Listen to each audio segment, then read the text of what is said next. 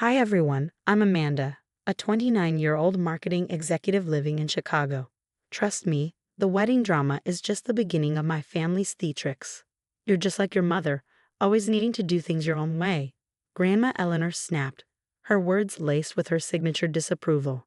It's a refrain I've heard my entire life. Grandma has been my guardian since I lost my parents in a car accident when I was 8, and while I'm grateful to her, she's turned every family gathering into her personal theater of control. Have you thought about joining the Ladies' Society? She pressed during our weekly family dinner. Rebecca's already on the board, and she's younger than you.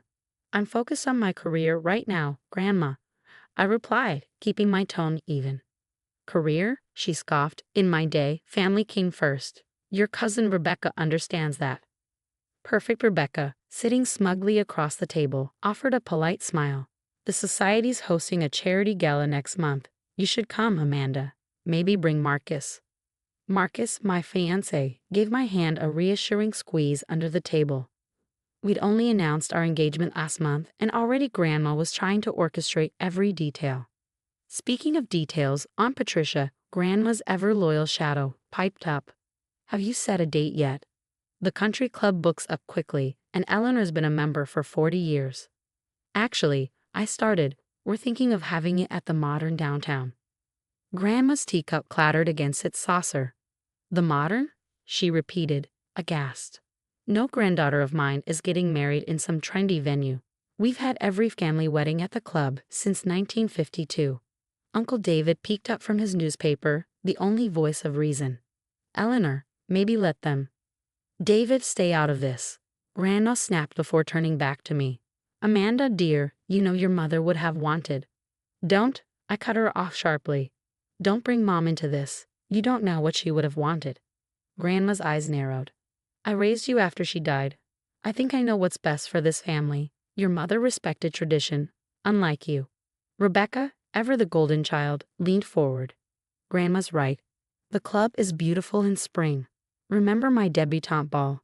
Oh, how could I forget? I deadpanned. You only mention it at every single family gathering. Amanda. Aunt Patricia gasped. Show some respect. Marcus stood, sensing the storm brewing. Maybe we should leave. Sit down, young man, Grandma commanded before turning her attention back to me. Amanda, we need to discuss the guest list. I've already drafted it minus 300 of our closest family and friends. 300? I nearly choked. Grandma, we want a small wedding. Small? What will people think? She scoffed. No, I've already spoken to Reverend Matthews. He's holding the first Saturday in May for you. You did what? My voice rose as I pushed back my chair. This is exactly why I didn't want to have dinner tonight. You always do this, make decisions about my life without asking me.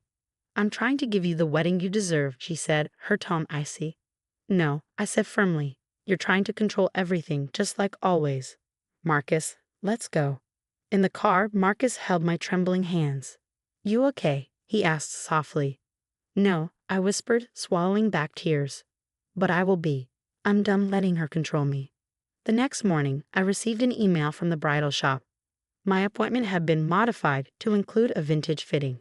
Confused, I rushed to the boutique, only to find Grandma Eleanor already there, clutching a yellowed garment bag. Surprise, darling, she beamed. I brought my wedding dress. 5 generations of brides in our family have worn this. No, I said, my voice firm. I've already chosen my dress. That modern monstrosity, she spat. It has no soul, no history. She unzipped the bag to reveal a deteriorating lace gown. This is what a proper bride wears, Amanda. Be reasonable. As if on cue, Aunt Patricia appeared from behind a rack. Your grandmother's put so much thought into this. Of course, Grandma brought back up. Did you ambush my appointment on purpose? I asked, incredulous. We're here to help. Rebecca waltzed into the boutique wearing her practiced smile. I wore Grandma's veil at my wedding, she said sweetly. Remember how beautiful it was. Your wedding was your choice, I snapped. This is mine. Before I could say more, Marcus walked in, stopping short at the chaotic scene. Everything okay, Val? No, everything is not okay, I said, my voice trembling with anger. They hijacked my fitting. Young man, Grandma Eleanor interjected, her tone sharp. Surely you understand the importance of family traditions. Marcus squared his shoulders. I understand it's Amanda's choice. Choice? Grandma huffed. I've already spoken to Reverend Matthews about the ceremony. I made some necessary changes to those ridiculous modern vows. What changes? I asked, my head spinning. I replaced them with traditional ones, Grandma announced triumphantly. And I've taken care of that. Female efficient. She's gone. You what? Marcus stepped forward, his voice firm. You can't just do that. I most certainly can, Grandma shot back. I'm paying for this wedding. No, you're not, I exploded. We never asked for your money. We're paying for everything ourselves. Her face darkened. Then you'll regret it. No financial support. No club membership. Nothing. Grandma. Rebecca tried to interject, but I cut her off. Don't, I said, my voice trembling with suppressed rage. Don't use my dead mother against me again. The boutique fell silent as the weight of my words hung in the air. I found the canceled appointments, the changed vendor contracts, everything. You've been sabotaging my wedding. I've been fixing everything, Grandma shot back. You're too young to understand. I'm 29, I said, my voice steady. I run marketing campaigns worth millions. I'm not a child, and you don't control me. Amanda, please, Aunt Patricia pleaded, reaching for my arm. Your grandmother knows best. No, she doesn't, I said firmly, pulling away. And you're just as bad, always enabling her. Rebecca too, always playing along, making everyone else look bad for having boundaries. That's enough, Grandma said, her voice trembling with fury. If you don't wear this dress, if you don't follow tradition, then what? Then disown me, I said, meeting her glare. Go ahead. I'd rather have no family than one that doesn't respect me. Marcus took my hand. Let's go, Val. In the car, tears streamed down my face. She's been calling all our vendors, changing things behind my back, I whispered. She even tried to cancel our venue. We'll fix it, Marcus said gently. Together. No more trying to please her. No more guilt. The wedding day arrived, and as Lisa, my best friend, adjusted my veil, the bridal suite door burst open. Grandma stormed in, clutching her yellowed dress bag, followed by a parade of elderly relatives I barely recognized. This ends now, she declared. Margaret, show her the photos. Every woman in this family has worn this dress. Get out, I said firmly. Lisa stepped between us, her hands on her hips. You ungrateful child. Grandma spat. Your mother would never. Enough. Aunt Patricia stepped forward, her voice trembling but resolute. Sarah hated these traditions. Remember how you forced her to cancel her beach wedding? Patricia, hold your tongue. Grandma snapped. No, I've held it too long, Aunt Patricia said. You did the same to my sister, and now she won't even speak to us. Guests began gathering at the door as Grandma raised her voice, deliberately loud. Amanda is destroying our family legacy. This modern ceremony is a disgrace. The only disgrace, Uncle David's voice cut through the commotion, is how you're acting, Mother. David, stay out of this, Grandma shouted. No, he said firmly, you drove half our family away with your control. Sarah wanted something different for Amanda. You don't know what Sarah wanted, Grandma hissed. Yes, I do, he said, pulling out an envelope. She left a letter for Amanda. I've kept it since the accident, waiting for the right time. What letter? I asked, my hands trembling. Don't you dare, Grandma warned, lunging for it. But Uncle David handed it to me. I opened it with shaking hands and began to read aloud. Amanda, I read, tears streaming down my face. Don't let anyone force you into their mold, especially not my mother. Live your life, my wayward little star. This is ridiculous, Grandma barked. Rebecca, tell them. But Rebecca's perfect facade finally cracked. Like how you convinced me to break up with James because he wasn't from the right family? Or how you pushed me into that awful society marriage. I hate my life, Grandma. You didn't give me everything. You took everything. The wedding coordinator appeared in the doorway. We need to start. This wedding is not happening, Grandma shrieked, grabbing my arm. Security, Lisa shouted. 2 guards appeared, gently but firmly escorting Grandma out as she screamed, You're ruining everything. No, Grandma, I said, my voice calm and steady. You ruined everything by never letting anyone live their own life. If you do this, "You're no granddaughter of mine," she spat as she was led away.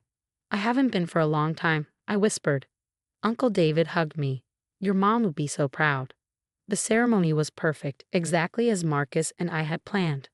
Afterward, at a small reception hosted by Aunt Patricia, she smiled warmly.